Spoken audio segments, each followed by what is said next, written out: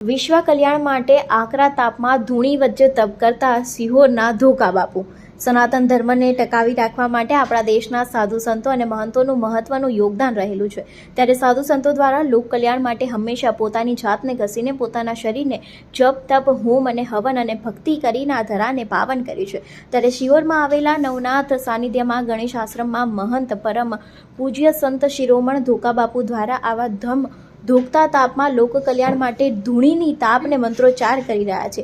સારો વરસાદ થાય, સારો પાક થાય કે ઉપજ આવે અને જનધન ખાતામાં સારો વરસાદ થાય, સારો પાક કે ઉપજ આવે અને જનજનમાં હંમેશા ભાઈચારાની ભાવના બની રહે એવા ભગીરથ પ્રયાસ આ ધોકા બાપુ કરી રહ્યા છે। આવી કાળઝાળ ગરમીમાં તાપમાં માળા કરવી અને ભજન કરવું તે સામાન્ય બાબત કહી શકાય, પરંતુ આકરા તાપમાં ફરતી ધૂણી વચ્ચે તપ કરવું એ ખૂબ જ અઘરું કહેવાય છે। કહેવાય છે કે ભગવી ચીરતી એ સાધુની ઓળખ છે અને ઓળખના હંમેશા સનાતન ધર્મમાં વેરી ચૂકેલી પ્રજાના આદર ભાવ અને માન સન્માન આપે છે, જેથી સાધુ સંત દ્વારા અંતર આત્માના આશીર્વાદ પ્રાપ્ત થાય છે। વિશ્વ કલ્યાણ માટે આકરા તાપમાં ધૂણી વચ્ચે તપ કરતા સિહોરના ધોકા બાપુ। સનાતન ધર્મને ટકાવી રાખવા માટે આપણા દેશના સાધુ સંતો અને મહંતોનું મહત્વનું યોગદાન રહેલું છે। ત્યારે સાધુ સંતો દ્વારા લોક કલ્યાણ માટે હંમેશા પોતાની જાતને ઘસીને પોતાના શરીરને જપ તપ હોમ અને હવન અને ભક્તિ કરીને આ ધરાને પાવન કર્યું છે। ત્યારે શિહોરમાં આવેલા નવનાથ સાનિધ્યમાં ગણેશ આશ્રમમાં મહંત પરમ પૂજ્ય સંત શિરોમણ ધોકા બાપુ દ્વારા આવા ધમ ધોકતા તાપમાં લોક કલ્યાણ માટે ધૂણીની તાપને મંત્રોચ્ચાર કરી રહ્યા છે।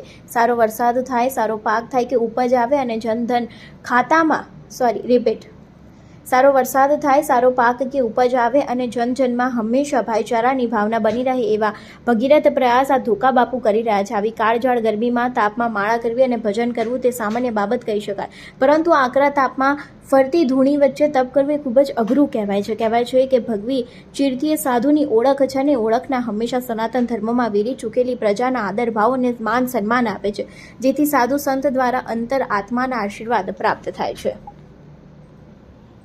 બાપજી, તમે જે અત્યારે થોડી વાર પહેલાં ધૂણી તાપી રહ્યા હતા, તો શા માટે એ ધૂણી તાપવાનો અર્થ શું, જરાક સમજાવશો? આ ધૂણી તાપવા માટે જે અમે તાપીએ છીએ એ મારું કર્મકાંડ છે અને 4.5 મહિનાનું અનુષ્ઠાન છે। ગજેન્દ્ર ધૂની કહેવામાં આવે છે અને આ ગજેન્દ્ર ધૂની જો હે વિશ્વના કલ્યાણ માટે, વિશ્વનું કલ્યાણ થાય અને હારી બારિશ આવે और બધાની મનોવૃત્તિ સારી રહે और अन्न जल उत्पन्न થાય और इने માટે मैं विश्व માટે तप करूँ छूँ। हमारे માટે काई से नहीं, हमें तो एम नाम देसी से ए अनुसार से ने हमें सती सेवक सती जती आखा विश्वનું કલ્યાણ અને અમારું ગુજરાતનું ભી કલ્યાણ, બધાયનું કલ્યાણ નવનાથના સાનિધ્યમાં આપણે ધૂની તાપીએ છીએ। સિહોર નગરી ગણેશ ટેકરી આશ્રમ કામચ્છા દેવીનો આશ્રમ કહેવામાં આવે છે। એ અનુસાર છે ને અમે ધૂની તાપીએ છીએ। શનિવારે ભજન છે और રવિવારે યજ્ઞ છે। તો સૌ રીતે જે જેને ભાગ લેવું હોય એ બધા આવી શકે।